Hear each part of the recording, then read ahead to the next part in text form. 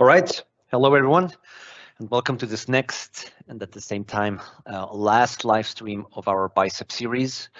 In the last live streams, when we covered Bicep, we mainly focused on how Bicep files are actually authored, what techniques are available to author and write Bicep files, how you can modularize your code, etc. And today, we will focus on mainly the deployment part. So once you have your code ready, how can you release your code to the Azure platform to finally deploy your service, or of course maintain your service if it's an already existing version living out there and you just want to maintain, maybe extend the service or reconfigure the service. That's the topic of today. Now, before we start, remember the session will be recorded and it will be available maybe a day or two after the presentation. And if you have any question, feel free to use the chat window. We will try to answer all of your questions either during the presentation or at the very end. If we still have some time, we will take your questions then. So feel free to ask whatever you want to ask, not necessarily related to today's topic. So anything Bicep related can be thrown into the Q&A window, and we're happy to help out, or at least to try to help out. All right, before we get started, quick introduction about the speakers. Martin, do you want to go first? Yeah, that's fine. Welcome everyone to our latest, or at least for now, latest Bicep stream. So my name is Martin, and I work at the payment platform in Norway called Vipps.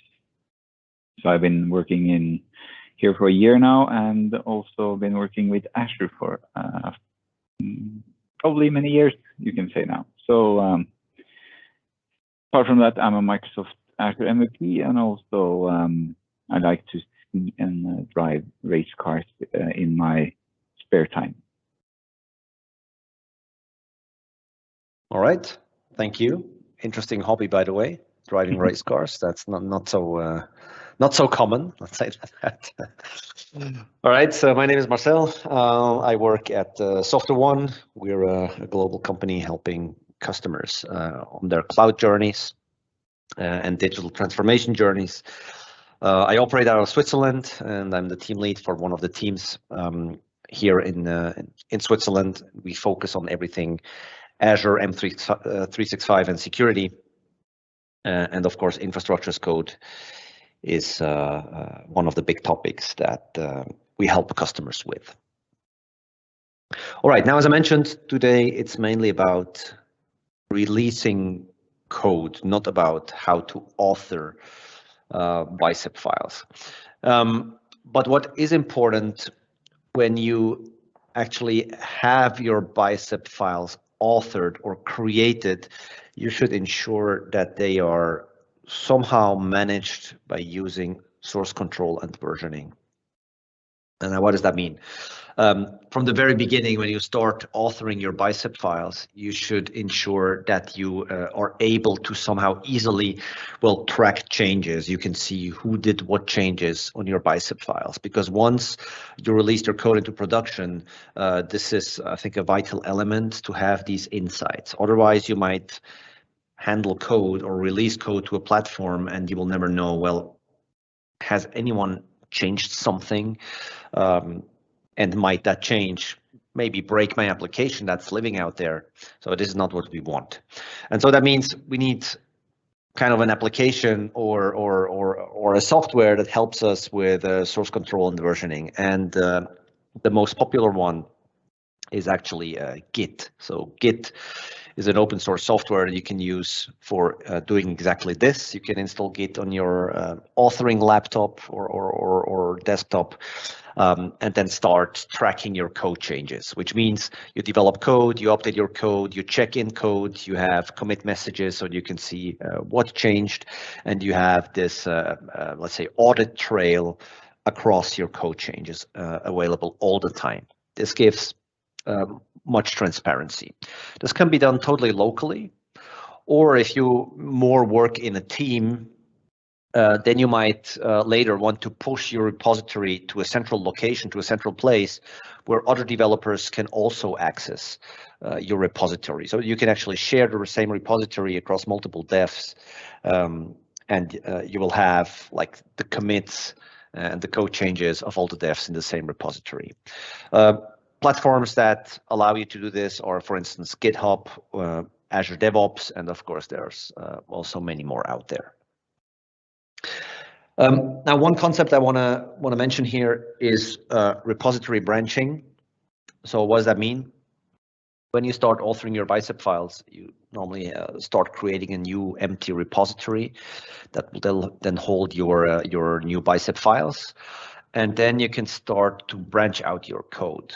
You can see it from the graphics here. So the main branch is, let's say, ready to release code. And of course, when you start a new repository, it's empty. And then you can start creating a so-called feature branch that is, let's say, kind of a copy of the main branch, where you then start developing or creating, authoring your code. And then whenever you commit something, this happens in the feature branch, up to the point where you want to merge your changes back to the main branch. So after you have tested all of your code changes, you want to bring them back to the main branch for final release to the production platform. And this is then done by using a merge, and you will have a so-called pull request that has a defined process how you actually can merge back your changes. Because of course, once you merge back something, you know that once the code is back in the main branch, this will be released to your production platform. So that means you want to be sure that the code has been verified, it has been maybe approved by someone, and that's what the pull request process actually defines. So how can code be merged back into the main branch? And now let's say you release this code to the platform, the application is now running, and then of course you go into the next iteration, maybe for fixing a bug. Then you create a new branch and start all over until you have tested your new code, your bug fix or your code extension, whatever it is, and then again, merge it back to the main branch. The branches that you created to develop your features, your bugs, etc., they will not be needed anymore after you merge them. So you can literally delete them afterwards. So this is code repository management. And now the question is, if I have my code under source control and versioning, how do I now release this code to the platform? How does that now work? How is it coming from the repository out to the platform? And for that, we use pipelines. So the pipeline is literally a structured process that describes how your code that lives in a repository is taken out from the repository, is prepared, and is finally released to the Azure platform. This process can be very simple, which could be as simple as, well, take the code and release it, done. So that's the easiest form of a release process. But of course, you could also add quality gates to that process, saying, well, I want to analyze, for instance, certain alerts or compliance situations on the platform before I release the code. Only if everything is okay, I want to release the code, and afterwards I want to recheck that again to see if I broke some of the compliance rules, for instance. Or you could, for instance, before you release the code, do another code quality check to see if the code has been developed based on best practices, right? And if that's not the case, you could stop the release process, saying, well, developer, you need to go back to your code, fix some things, and then again, release the code. And then maybe that second time, the quality will be met and then the code is released. Or you could, of course, also have multiple, let's say, different environments where you say, well, I want to first release the code into a Q&A environment and then do certain checks. And only if all of these checks are successful, then I will release the same code in the same pipeline to the production environment. So this is what can be done by using pipelines. And in a perfect world, of course, that full process is automated. There's no manual steps needed. All the preparation, code quality checks, the quality gates can be automated if your environment and your process allows that, right? Now remember, when you go back to your code and update your code, so you go back to authoring mode and you extend your code somehow, then you will use the same repository, the code from the same repository and the same pipeline to release the same code again.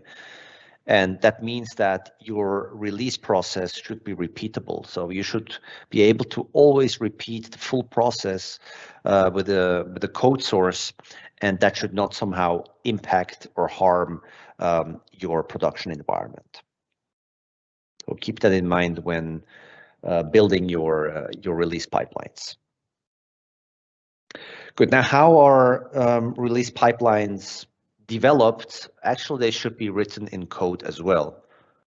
I mean, Bicep is all about infrastructure as code, and pipelines themselves should also be written as code so that they themselves are actually managed as code in a Git repository, for instance. So the pipelines themselves that contain multiple steps, multiple configuration steps, multiple stages, that they should also be part of a Git repository so that you when make changes, that you can see what changed on my pipeline, that you could also roll back in cases of whatever, misconfigurations, etc. All right, now where are pipelines created or configured? Again, multiple platforms that allow this. For instance, you can have pipelines in Azure DevOps. If you're using GitHub, you could use GitHub Actions. Again, these are just two examples. All right, now we also talked about code quality. And the last thing we want to cover today before we go into the demo and see how this actually works is the Bicep Linter.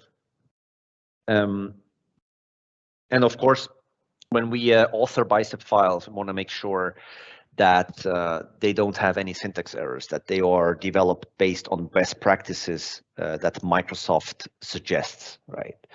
And this is exactly what Linter does. It analyzes our syntax, our code, during the time when we actually develop it, and gives us certain hints saying, well, this should be changed because you're not following best practices. Right? Now, the good thing is, if you're using VS Code with the Bicep extension, the Bicep CLI, Linter is automatically integrated and you don't have to do anything. So all those best practices are already used. They are available for you automatically. You don't need to touch it.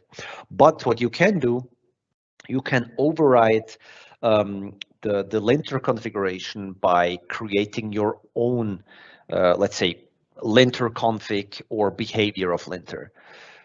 So for instance, you could disable it totally, which, well, I don't know, but doesn't make too much sense, obviously. So you should actually use linter.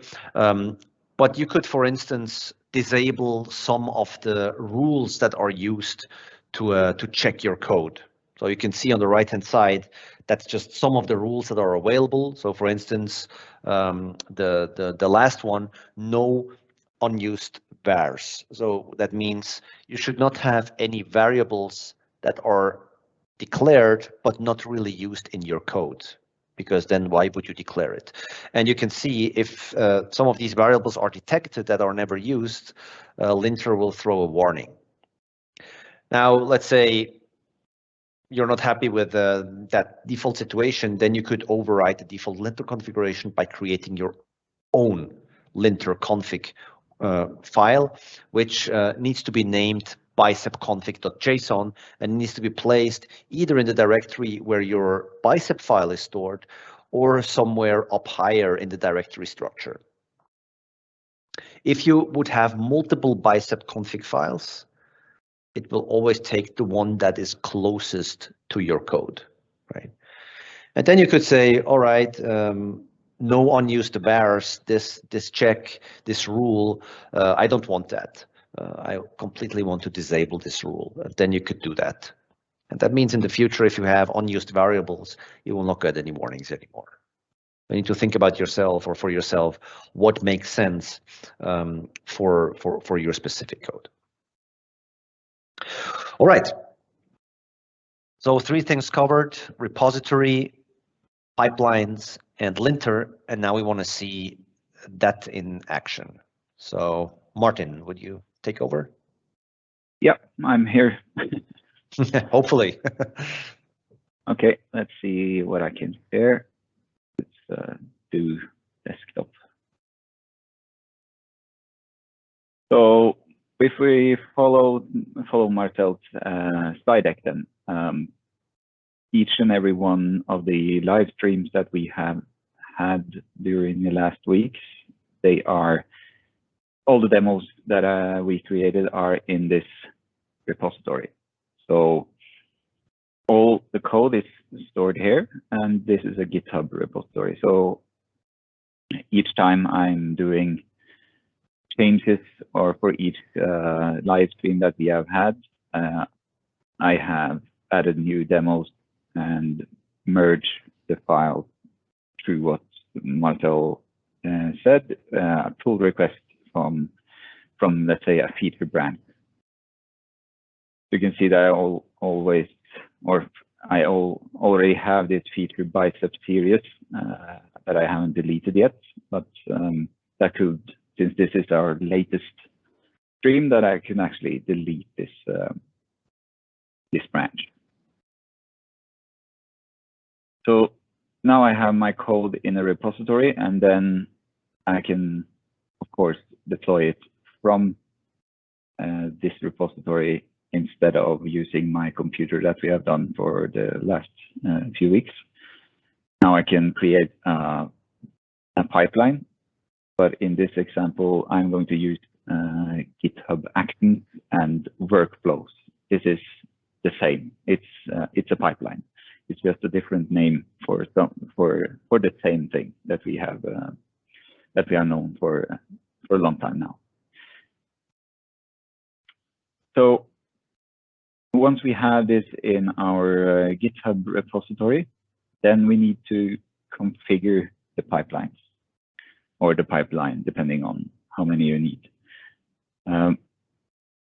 There are some technicalities that you need to know.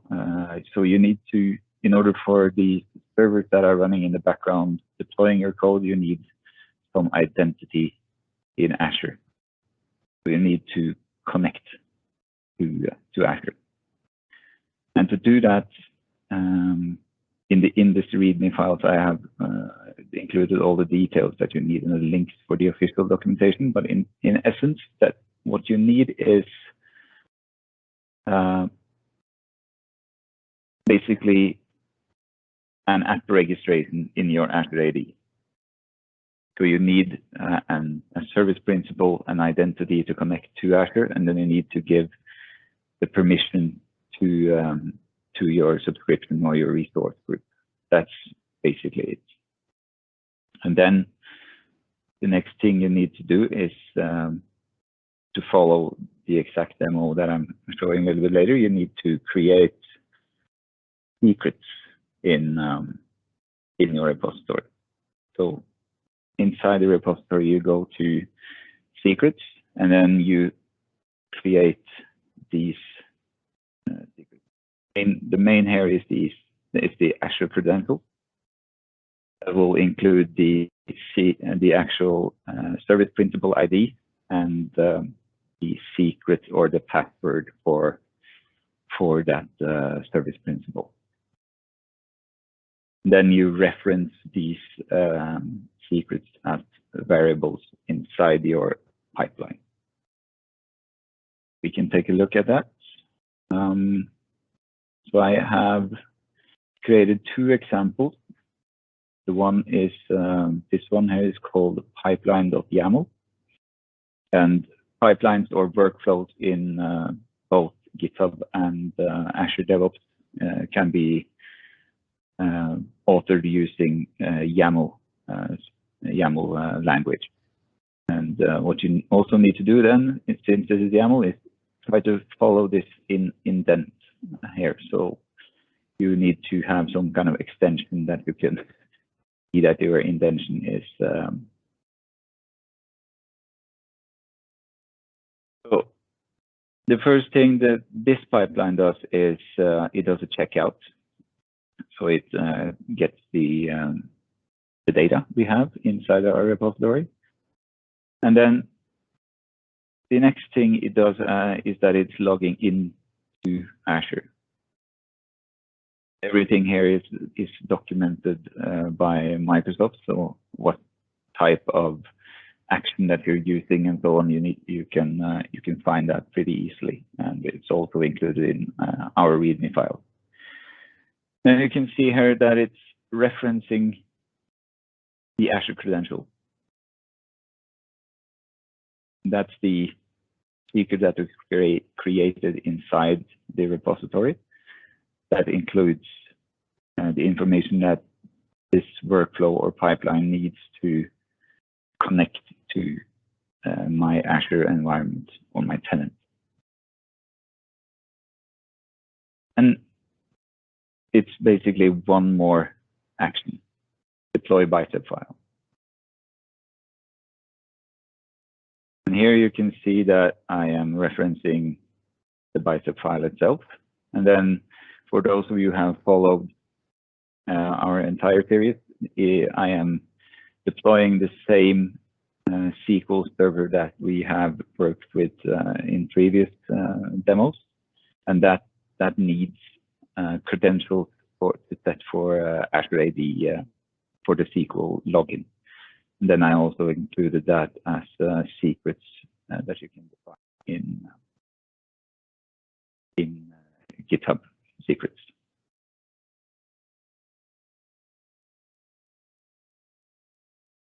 So if we go back now to GitHub,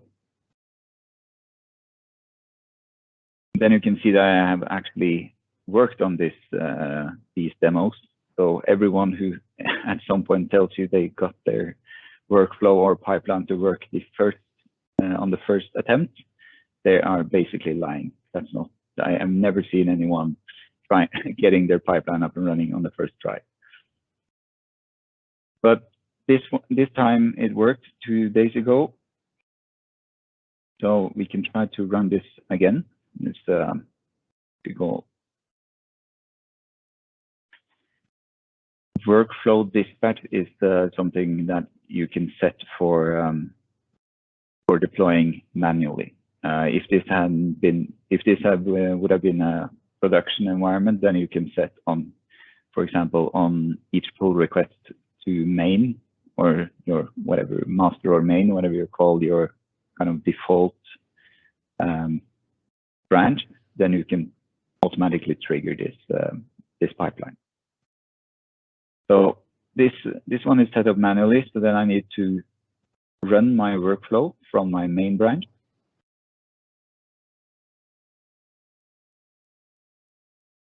So in a few seconds, this could start.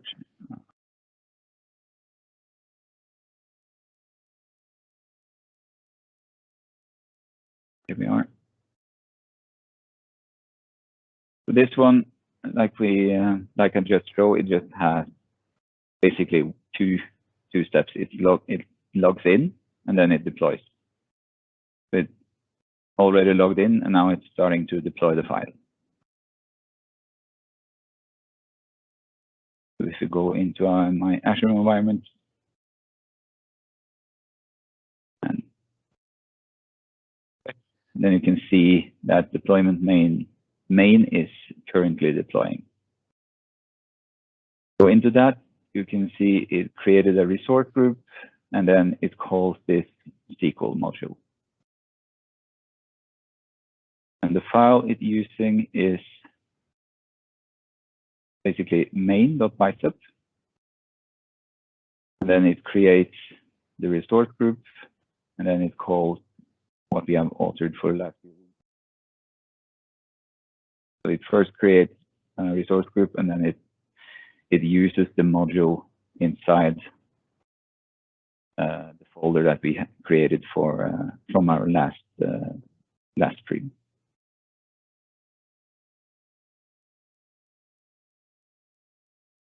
that very well could work.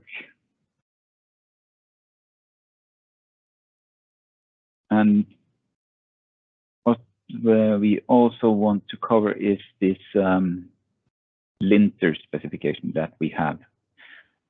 So each time you write something or author your templates, you will have this best practices analysis going on. So if you have a typo or something inside your file, or you declare something that it's like we had this variable test,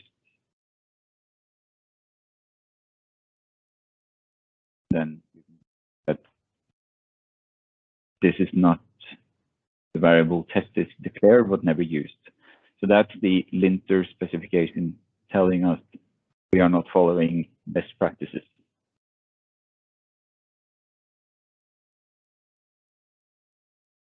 But we can also alter this configuration, like Marcel said. So you have the possibility to change this through the bicep config.json file. Here you can see that for my demo purposes, I have set no unused params to off. So that means linter will say that I can declare how many parameters I want and never use them.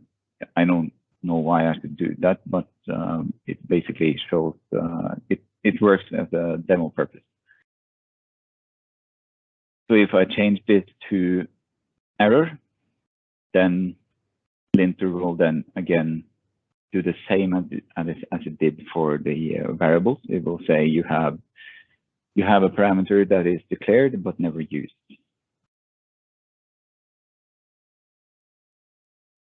Now this is finished. Confirm. Then to try out having some additional validation of our infrastructure as code, then I created another pipeline. And now I'm using the linter specification to check if our code is following best practices. Because you can very well, even though linter says that, hey, you have a parameter that is never used, then it's fully, you can at least commit it to your repository and then possibly deploy something that is not the best practices way to do it.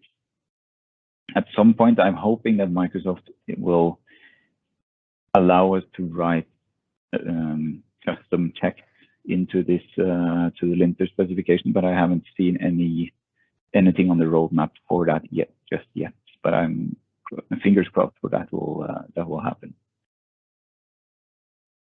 So what I'm doing now is that I'm adding basically one more step to our pipeline. Then I'm trying to build this file using AC bicep build and our main module or main file, basically. And if linter says this cannot be built because you're not following best practices, then this pipeline should basically stop and output the error message from the bicep CLI itself. I can try that because I already have something in my main file. I think that will not work, or I can create one. Well, here it is. You see that I already deployed this file with this parameter that's never been used. So foo, or the parameter name with the value of foo, that's never declared. But since I have set this to off in my specification, so then it won't go in. Instead,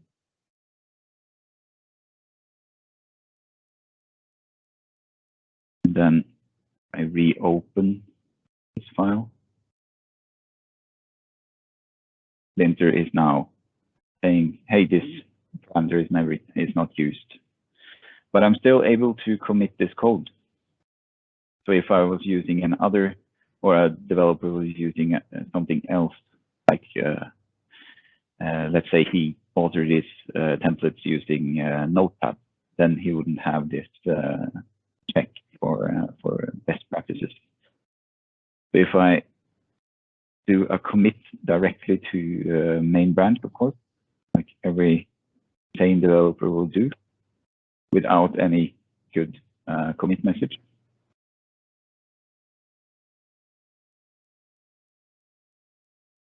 then we have let's call it an error inside our code.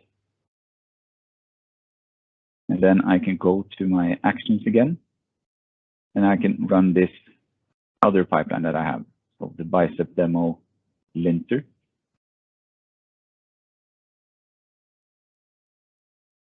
Now, if I run this from the main branch that I just committed directly to, then after a few seconds, if it tries to build this, you see it has a verified Bicep code step here. Now it will fail because we're not following best practice with this parameter file, or this unused parameter. Now it's validating the Bicep files using linter. Let's give it a few seconds.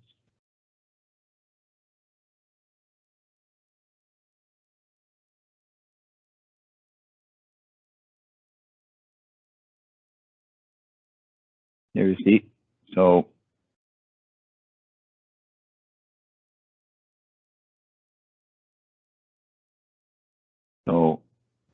no unused parameters. The parameter name is declared but never used. And nothing got deployed to our environment. I then go back and change this, removing this one.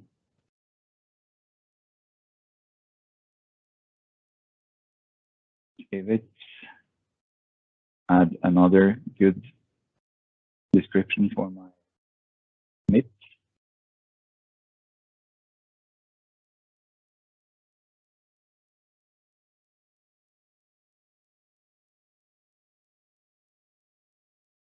Go back to my action. See that it failed. Try to use my linter demo again. Run workflow.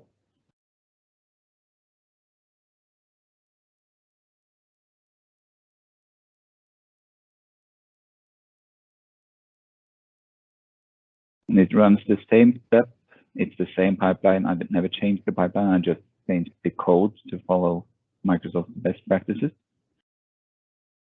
Now this validates that here it will go through, and then it will continue basically with the same actions that we had in our first example pipeline.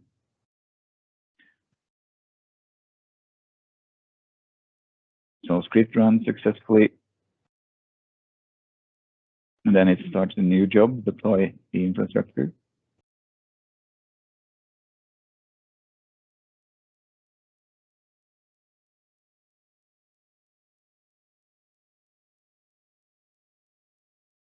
Of course, we have to wait for the cloud to find a host to run this on.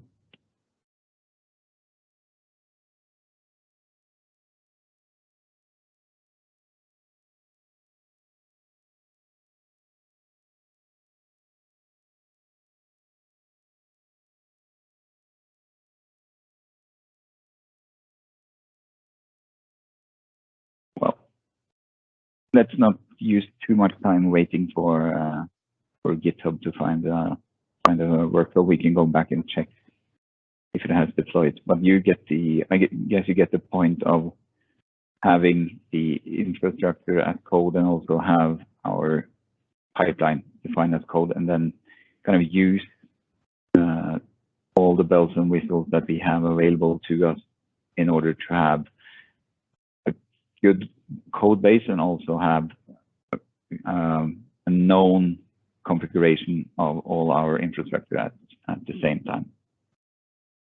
Now we got this worker available, and I will continue to deploy the file. Any questions, Marcel? No, not so far. Everything seems to be crystal clear. Good. Anything I forgot to mention here now? Don't think so. No, that was a great demo. Thanks for that. Okay. Unfortunately, it was the last demo, not only of today, but of our series, because the series unfortunately ends now.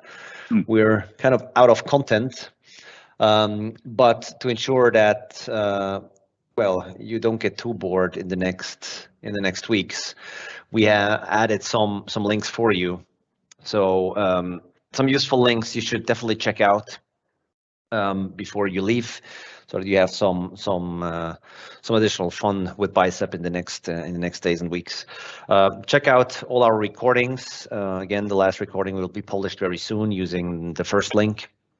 Then, if you want to check out Martin's code and again work through the different demos that he has shown, well, you can access his Git repository from GitHub, download it from there, and well, put your hands on that code yourself. Then there's also a nice Microsoft Learn series where you can also learn a little bit about Bicep, so you should also check that out. And then finally, there's the official Microsoft Bicep repository that you can access, because this is open sourced. And I quickly want to show you one thing that Martin showed me today. Oh, not that one. Second. Yeah, there we go. So this is the repository. I'll just open it like that so you can see, you can still see the link, right? And from here, you have this view on the different projects. And if you remember our last sessions, we always talked about Bicep version 0.4. But now in the make is 0.5, and if you go in there, you can see the planning elements, so all the stories, the bugs, and everything. And you can also track a little bit where Microsoft stands developing this. You can get some early insights into like bugs that will be fixed. You can get insights into new features that will be released. So definitely also have a look at that to get informed and to stay informed what happens in the Bicep world. All right, and yeah, sad enough, but that was it. I think I can speak for both of us that we had lots of fun preparing this and also delivering this, but everything comes to an end. That is today. So thanks for joining us during our series. If you still have any questions, feel free to ask. We will still be around for some minutes. If not, again, thanks for joining us during the series. All the best and see you soon. Watch out for maybe new announcements of other topics that we will release. We don't have any specific plans yet, but you never know. So stay tuned. Thanks a lot and see you soon. Bye-bye.